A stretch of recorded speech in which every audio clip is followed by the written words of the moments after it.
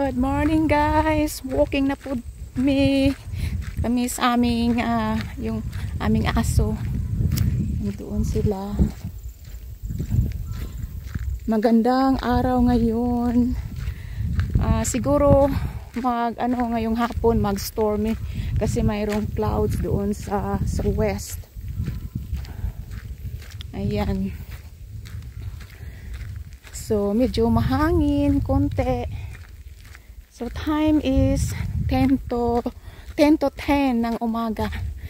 So minus 10 para mag alas 10. Ayan. So excited na talaga yung mga aso guys. Si Timmy napaka-excited talaga niya. Ayan.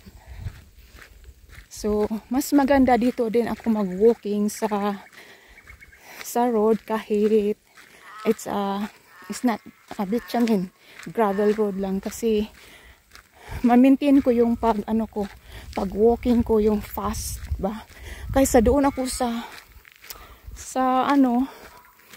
paddock namin. Mahaba na yung mga damo at hindi ako pwede mag-walking doon around sa hazelnut. Dati mag-walking ako around sa hazelnut pero ngayon hindi kasi mayroong mga nuts doon, nag-drop na.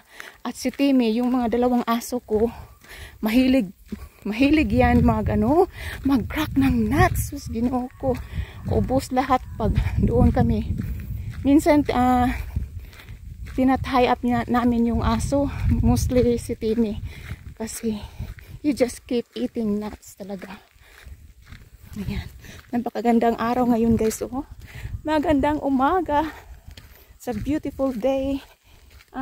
Ito still aming property sa kabila dito sa right side at sa naman sa left side sa aming kapitbahay yan. Ayan. So mag-walking na ako mga mga 45 minutes. Mas maganda hindi ako nakapag-walking kaninang umaga. Marami akong ginagawa sa bahay. At ngayon is a school day na. So dito sa Australia, start na dito the first day of school day, 6 of February. So si Bunso, school niya ngayon. So public school is mag-start sila 6 of February. So ayan. Dati normally mag-start yung school is 29th of January or 30th of January, pero ngayon this year 6 of February nag-start. Ayan. So year 11 na si Bunso guys. So 2 years more sa high school siya. So si Mr. ang naghatid kanina sa bus stop. Then ako, may ginagawa ako sa bahay. So, then, pagbalik ni Mr., binigyan ko siya ng haircut din. Ako ang nag-haircut sa kanya. Ang mahal ng haircut dito guys. Uy, sa mga lalaki lang $30. Ang mas mahal yung haircut na ladies haircut. Last time nagpa-haircut ako, $45 na. Dati, depende lang sa guys, depende lang sa mga hair salon. Mayroon ding expensive, mayroong just reasonable price lang. Dito sa local town namin, medyo mura. Pero ngayon, mahal na talaga. $45.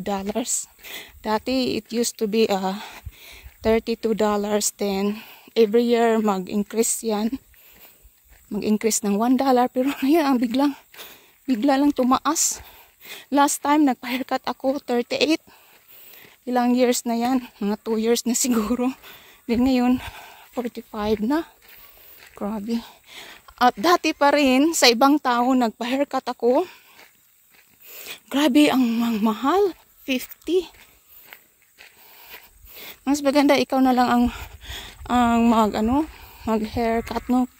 Minsan naka-experience na din ako na yung mga bata lang ang nag-trim lang sa aking buhok.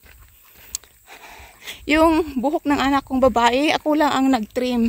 So simple lang yan, ako ang mag-trim. Din siya din ang mag-cut sa French niya, yung bangs ba. French ang tawag niyan. Ang ganda dito guys, oh. Ayan. Good boy. Yeah. So, hindi mo makikita talaga ang sunset kasi napakalawak talaga. So, at maraming mga forest doon. Good morning guys.